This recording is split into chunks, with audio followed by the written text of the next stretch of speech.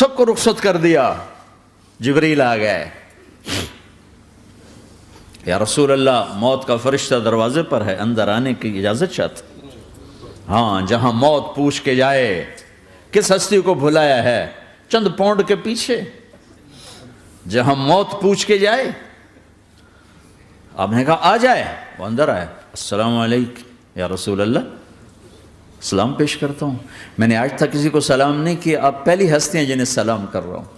میں نے آج تک نہیں کسی کو سلام کیا. یا رسول اللہ آپ پہلی ہستی ہیں. اللہ نے کہا پوچھ کے اندر جانا, بن پوچھے نہ جانا.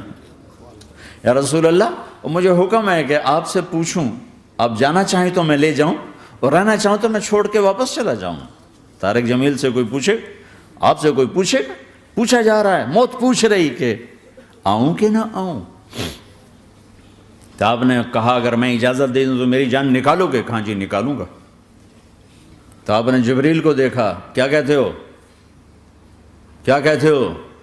تو جبریل نے عرض کی یا رسول اللہ, اللہ آپ کی ملاقات کے شوق میں. او میرے بھائیو بہنوں, ایسی موت مانگو اللہ سے. جب جا رہے ہیں تو اللہ خوش ہو رہا. ایسی موت نہ ہو جیسے بھاگا ہوا مجرم پکڑا جاتا ہے, ہتھ کڑیاں لگا کے جیل میں لے جایا جا رہا ہے. ایسی موت مانگو اور ایسی زندگی گزارو.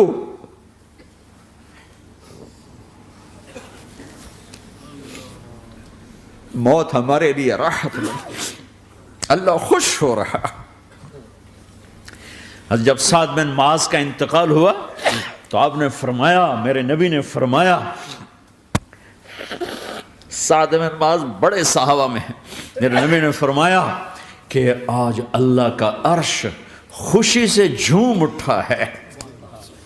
چونکہ وہاں تو جا رہے ہیں نا, یہاں سے نکلنا ہے, وہاں تو پہنچنا ہے, وہاں تو خوشی ہے, یہاں غم ہے. تو آپ نے کہا, میرے نبی نے فرمایا کہ آج میرے اللہ کا عرش سعد کے پہنچنے پر خوشی میں جھوم اٹھا ہے. ایسی موت مانگو کہ اللہ کا عرش بھی خوشی سے جھومے, اللہ بھی خوش. کیا کر رہے ہو, کدھر جا رہے ہو؟ اس دھوکے کے گھر, اس مچھر کے پر, اس مکڑی کے جالے, اس دکھوں کے گھر, اس غموں کی دنیا میں کیا ڈھونڈتے ہو؟ جاؤ اللہ کو ڈھونڈو, جاؤ اس کے حبیب کو ڈھونڈو, پھر جاؤ مزے کی زندگی یہاں گزارو, مزے کی نیند قبر میں پوری کرو, اور جنت میں ہمیشہ کی راحتوں کے مالک بن جاؤ.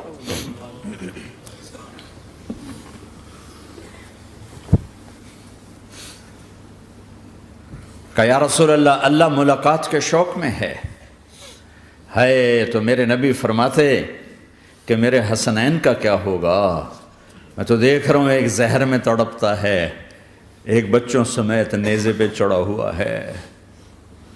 ویسے بھی محرم ہمیں یاد دلاتا ہے کہ اللہ کو راضی کرنے کے لیے آخری حدوں تک پہنچنا بھی کامیابی کا صحرا گلے میں ڈالنا ہے. ایک نے فتح کا جھنڈا گاڑا, قیامت تک کے لیے ذلت اس کے ماتھے کا نشان بن گئی. ایک نے سر کٹا کے نیزے پہ چڑھایا اور قیامت تک کے لیے عزت کا صحرا گلے میں ڈال لیا.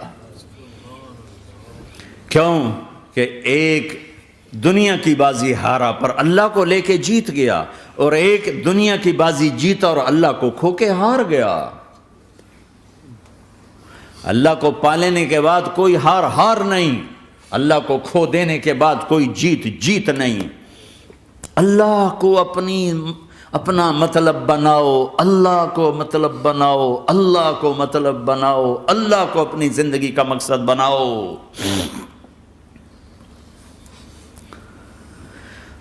جبریل واپس جاؤ اور اللہ سے پوچھ کے آؤ میرے بعد میری امت کے ساتھ کیا کرے. واہ یا رسول اللہ. ہر کوئی اپنے بچوں کے لیے پریشان ہوتا ہے کہ میرے بچوں کا کیا بنے گا. آپ کہہ رہے ہیں میری امت کے ساتھ کیا کرے گا میرا اللہ. جاؤ اللہ سے پوچھ کے آؤ, میں پھر جواب دوں گا. واپس گئے, جواب آیا کہ اللہ کہہ رہے ہیں کہ ساتھ دوں گا. میرے رب کی عزت کی قسم, اور لاکھوں کروڑوں درود و سلام ہوں اس کملی والے پر۔ اگر آپ یہ سوال نہ اٹھاتے آج میں اور تم بھی بندر خنزیر ہوتے۔ بیچ میں وہ حائل ہو گئے، ان کے آنسو، ان کی دعائیں۔ مچھلی کھانے پر اللہ تعالیٰ نے موسیٰ علیہ السلام کی قوم کو، پورے شہر کو بندر بنا دیا۔ مچھلی کھانا کون سا گناہ ہے؟ اللہ نے کہا بس ہفتے کو نہیں کھانی، کھاؤ اتوار پیر منگل بدھ جمعہ جمعہ کھاؤ، ہفتہ نہیں۔ وہ کہا نہیں، کھائیں گے، کھایا، اللہ نے بندر بنا دیا۔ شراب پینا مچھلی کھانے سے بڑا گناہ ہے، اور بیچنا اس سے بھی بڑا گناہ ہے، اور نشے کی چیزیں بیچنا اس سے بھی بڑا گناہ ہے، ماں باپ کی نافرمانی اس سے بھی بڑا گناہ ہے۔ میرے نبی سے پوچھا گیا یا رسول اللہ قیامت کب آئے گی؟ کہا اللہ کو پتہ ہے۔ کہا کوئی نشانی بتا دیں، کوئی نشانی بتا دیں۔ تو آپ نے فرمایا جب ماؤں کو ذلیل کیا جائے گا قیامت آ جائے گی۔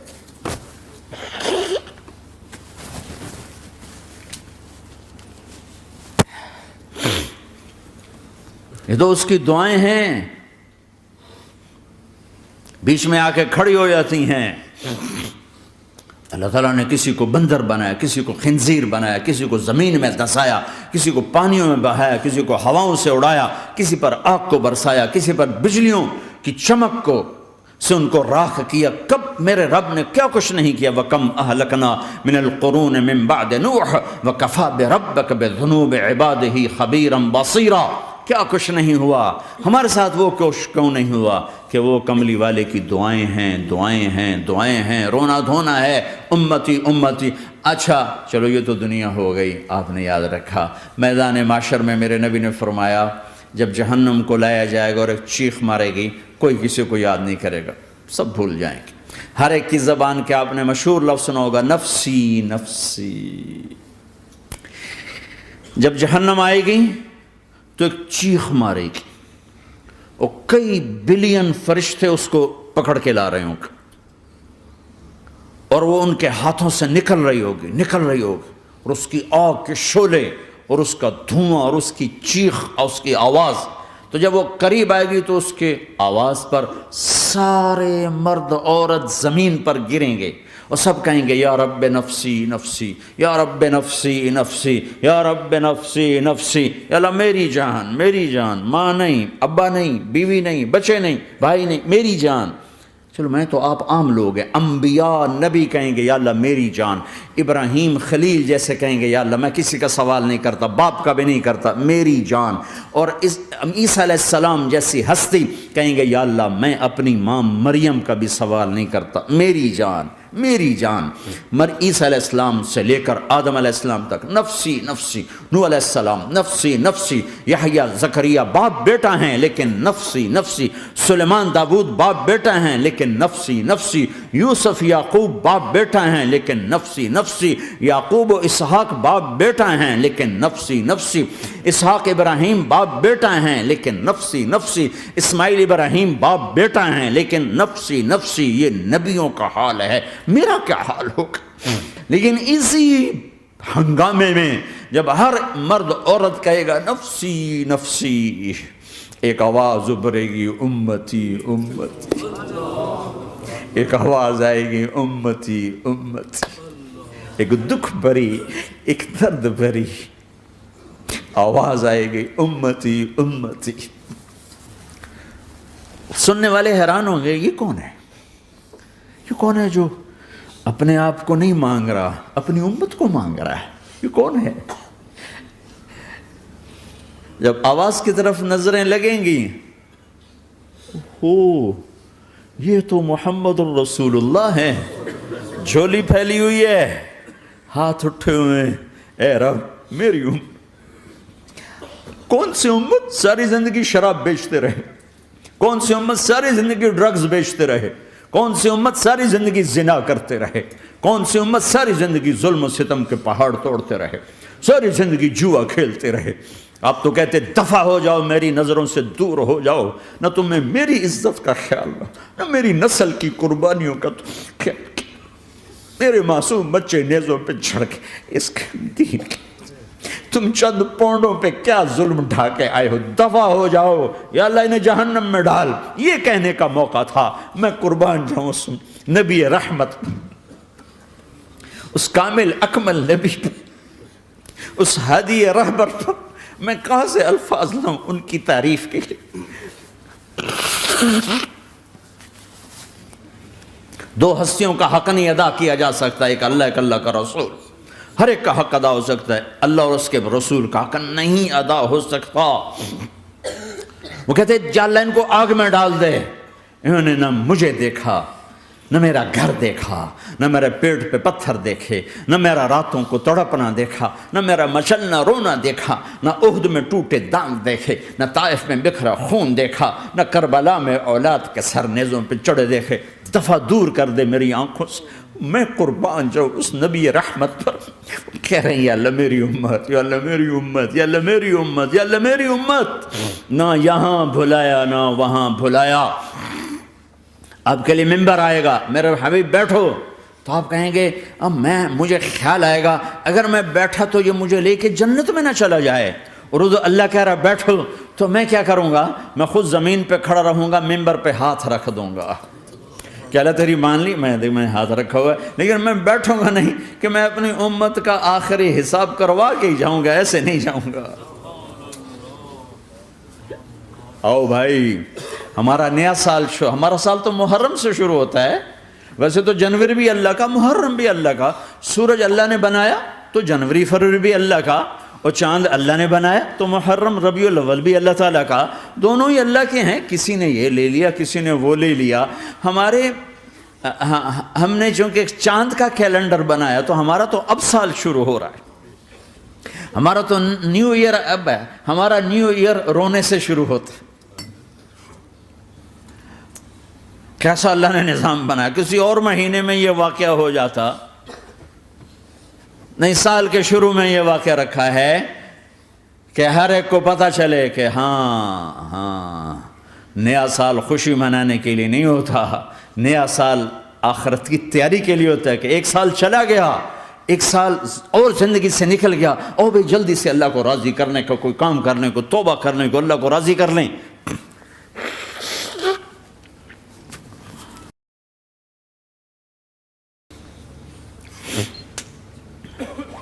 لیکن آپ کیا کہہ رہے ہیں؟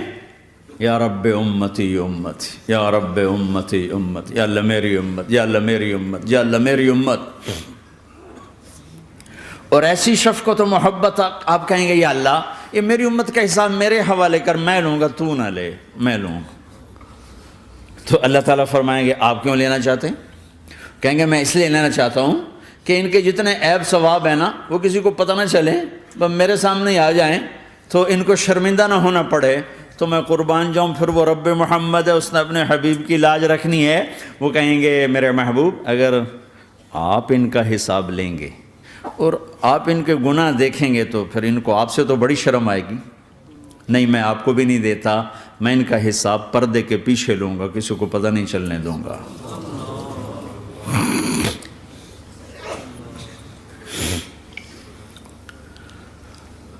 اتنی بڑی ہستی، اور آگے دیکھو طائف میں پتھر پڑ رہے ہیں اور ہر قدم پہ پتھر پڑتے ہیں. یہاں تک کہ ایک دم پتھر پڑنے سے تو خون نہیں نکلتا. پتھر کون سا کوئی تیر ہوتا ہے؟ پتھر تو پتھر. لیکن اتنے پتھر پڑے پنڈلیوں کے اوپر کہ پھٹ گئیں.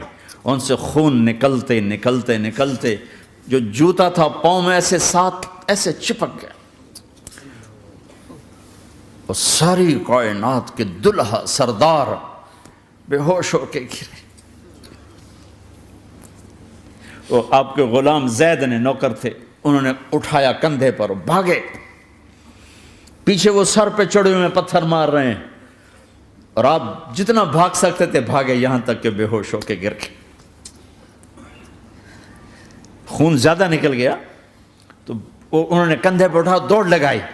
اور آگے سامنے باغ تھا. کس کا؟ سب سے بڑے دشمن کا، مکے والا عتبہ بن ربیعہ. عتبہ کون ہے؟ یہ جنگ بدر میں جس کے ہاتھ میں جھنڈا تھا، اور جنگ بدر میں قریش مکہ کے لشکر کا جو چیف تھا وہ، اس کا باغ. لیکن زید کو کوئی پناہ نظر نہیں، وہ باغ میں گھس گئے اور اللہ کے نبی کو ایک انگور کی بیل کے نیچے لٹایا۔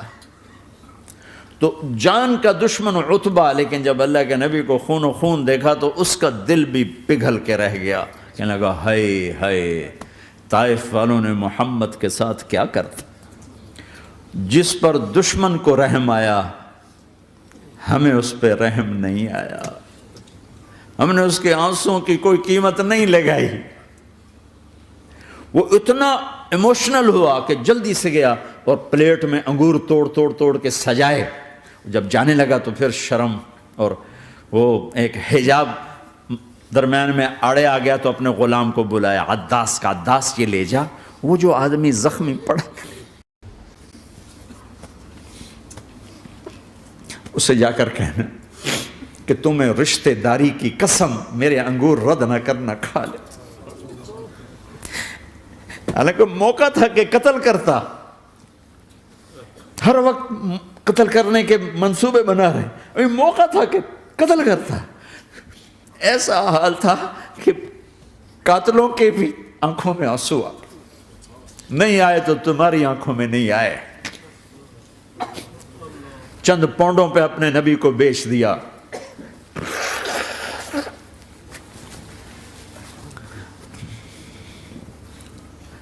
کہنے لگا عداس یہ لے جا، وہ جو آدمی لیٹر پڑا، اسے کہنا تو میں رشتہ داری کی قسم دیتا ہوں میرے انگور رد نہ کرنا، کھا۔ عداس آئے اور آ کر انگور پیش کیے، تو اب آپ نے ایک انگور اٹھا کر بسم اللہ، تو عداس کہنے لگا یہ لفظ یہاں تو لوگ نہیں بولتے۔ آپ نے پوچھا تو کہاں کا ہے؟ کہا میں نینوا کا ہوں۔ اچھا، میرے بھائی یونس کے شہر کا، یونس علیہ السلام۔ وہ کہنے لگا وما ادراک ما یونس، آپ کو یونس کا کیسے پتہ ہے؟ تو آپ نے فرمایا میں اللہ کا نبی ہوں، وہ بھی اللہ کا نبی تھا۔ تو عداس نے ایک دم آپ کے پاؤں پکڑے اور چومنا شروع کیا اور کلمہ پڑھ لیا، تو آپ کو اپنے سارے زخم بھول گئے۔ پھر جو آپ نے اللہ سے بات کی ہے نا، آئے ہائے ہائے ہائے ہائے، کیا اللہ پاک کے سامنے اللہم اشکو الیک ضعف قوتی وقلت حیلتی وہوانی علی الناس، اے میرے رب آج تجھ سے گلہ نہ کروں، آج تجھ سے گلہ نہ کروں، تو نے مجھے کن کے حوالے کر دی، تو نے مجھے کن کے حوالے کر دی، الی عدو ملکتہ امری او بعید یتجحم، ایسے دشمنوں کے حوالے تو نے کیا جنہوں نے میرا یہ حال کر دیا، تجھ سے کون سا چھپا ہوا ہے۔ ساتوں آسمان لرز گئے، عرش کانپ اٹھا، اور جبریل فرشتے کو لے کر ایک سیکنڈ کے کروڑویں حصے میں حاضر، یا رسول اللہ حکم فرمائیں اطبق علیہم الاخشبین، یہ دو پہاڑ اٹھاؤں گا اور یوں ایسے چکی کی طرح یوں کر دوں گا۔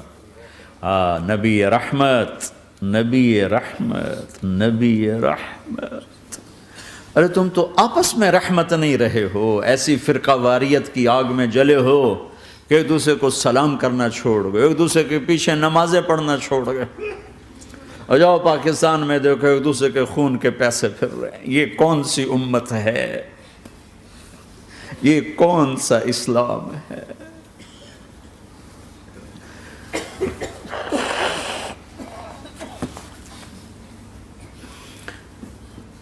حضرت عائشہ نے پوچھا یا رسول اللہ آپ کو سب سے زیادہ تکلیف کہاں پہنچی؟ کہا طائف میں، طائف میں۔